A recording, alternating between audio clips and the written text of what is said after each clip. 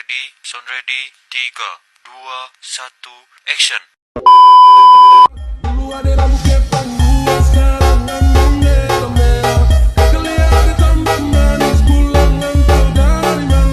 Dulu ada nilai cantik, lalu pasang gaya depan kakak. Sejadi jatuh, kakak tak bola balik. Dia ada nonai, semakin menyalai.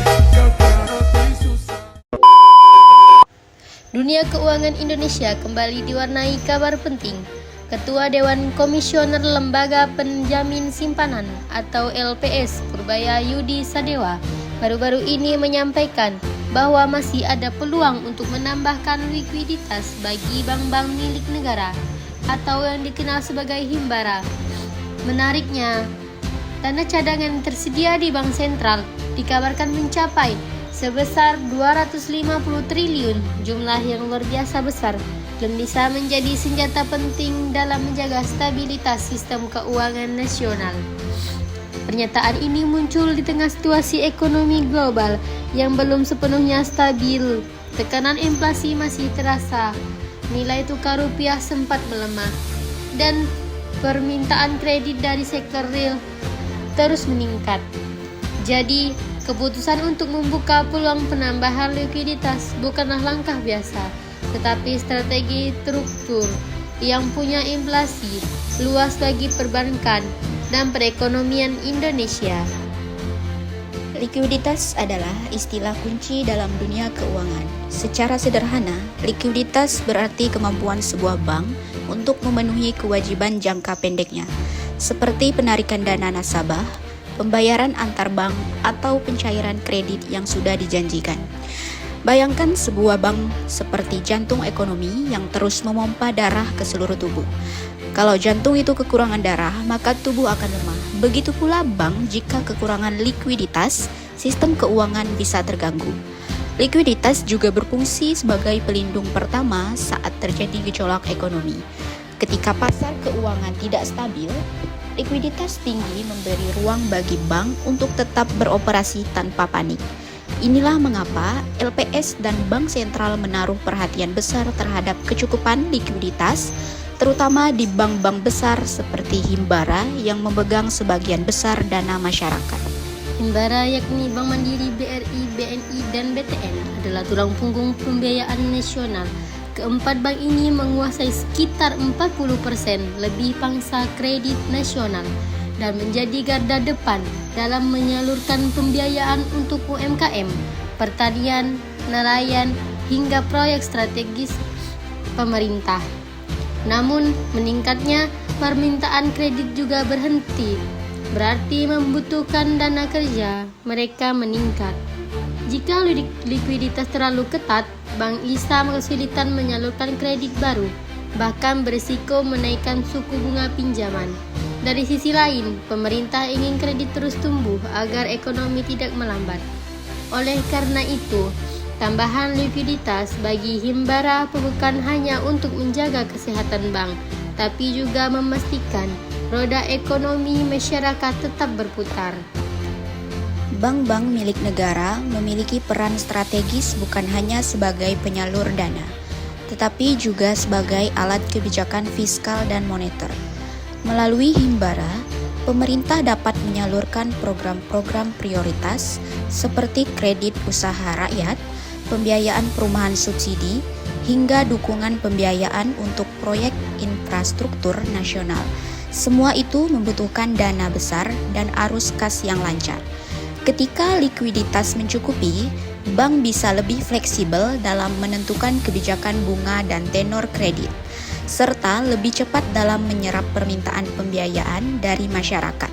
Namun, bila dana terbatas, bank terpaksa menyeleksi lebih ketat permohonan pinjaman, yang pada akhirnya bisa memperlambat roda ekonomi. Oleh sebab itu, penambahan likuiditas bukan hanya langkah teknis, tetapi strategis makroekonomi yang sangat penting.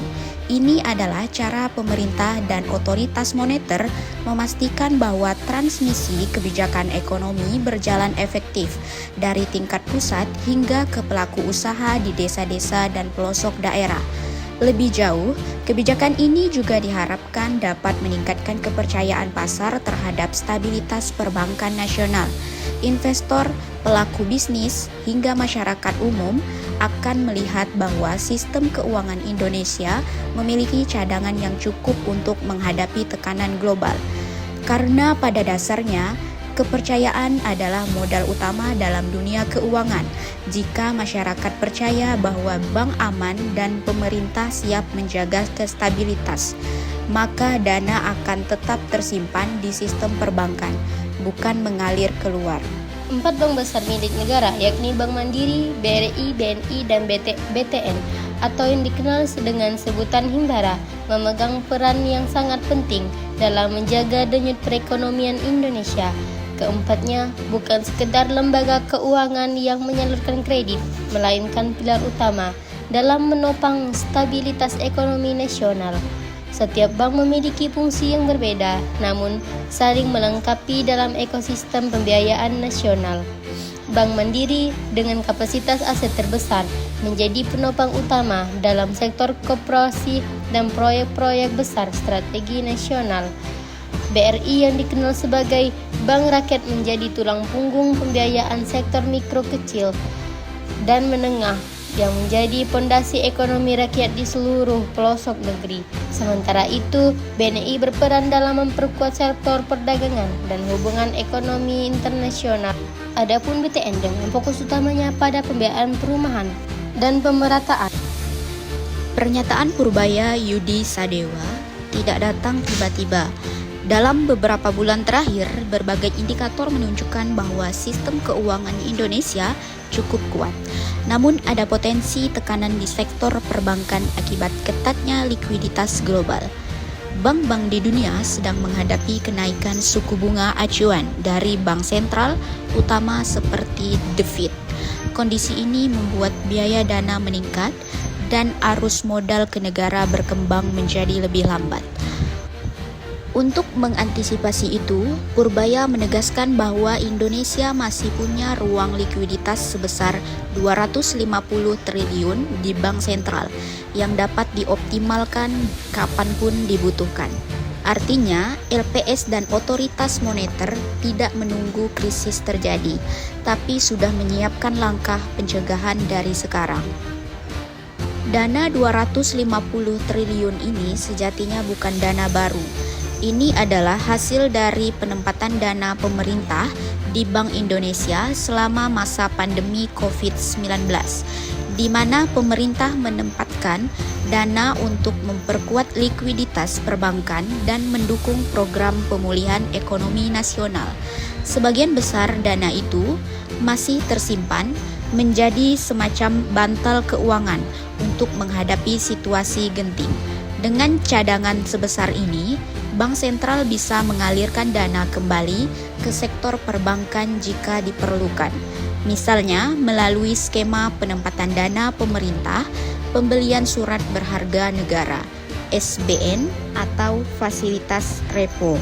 Pernyataan Purbaya Yudi Sadewa tentang kesiapan likuiditas sebesar 250 triliun di Bank Sentral patut diapresiasi karena menunjukkan langkah antisipatif pemerintah dalam menjaga stabilitas sistem keuangan nasional. Namun, di sisi lain, kebijakan seperti ini juga perlu dikritis secara konstruktif agar tidak hanya berhenti pada tataran kesiapan dana, melainkan benar-benar berdampak pada masyarakat luas dan sektor real.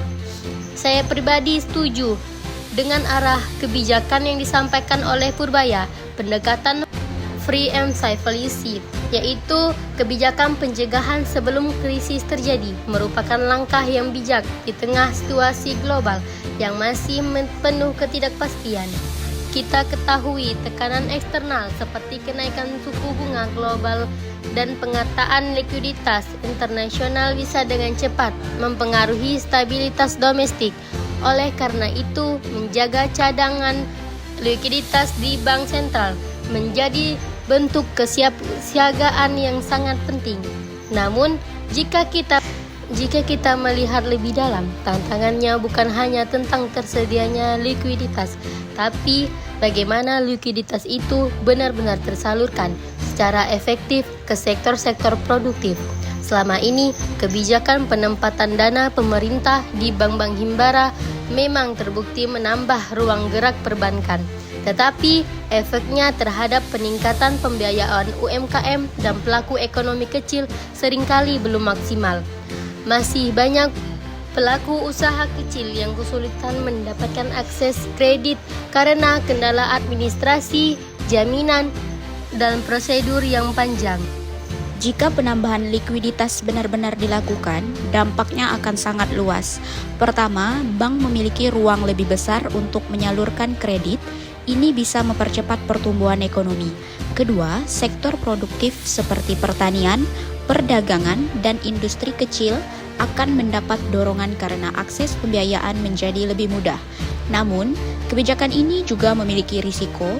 Likuiditas yang berlebih bisa memicu inflasi karena terlalu banyak uang beredar dalam ekonomi. Maka itu, kebijakan ini harus diiringi koordinasi erat antara LPS, Bank Indonesia, dan Kementerian Keuangan agar keseimbangan moneter tetap terjaga. Berbagai ekonom menilai langkah LPS dan Purbaya ini menunjukkan kesiapan pemerintah dalam menghadapi potensi guncangan global. Koordinasi antar lembaga seperti BI, LPS, dan Kemenq menjadi bukti nyata bahwa stabilitas keuangan menjadi prioritas bersama. Selain itu, langkah ini juga memberikan sinyal positif bagi pasar keuangan bahwa Indonesia memiliki cadangan likuiditas yang cukup besar untuk menjaga kepercayaan investor dan stabilitas sistem perbankan.